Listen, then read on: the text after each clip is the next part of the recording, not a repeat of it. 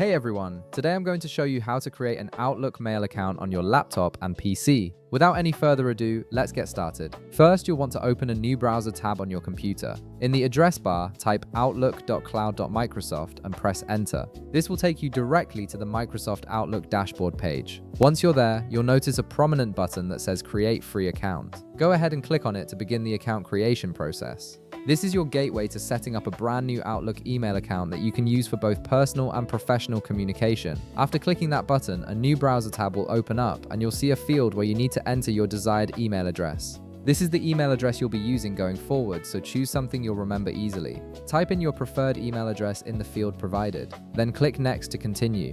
It's important to pick an email that represents you well, especially if you plan on using it for work or important correspondence. On the next page, you'll be prompted to create a password for your account. In the provided field, enter a strong password that combines letters, numbers, and symbols to keep your account secure. Once you've entered your password, click Next to move forward. A strong password is crucial for protecting your personal information and ensuring your account stays safe from unauthorized access. Now you'll need to add your location details. From the drop-down menu, choose your country or region.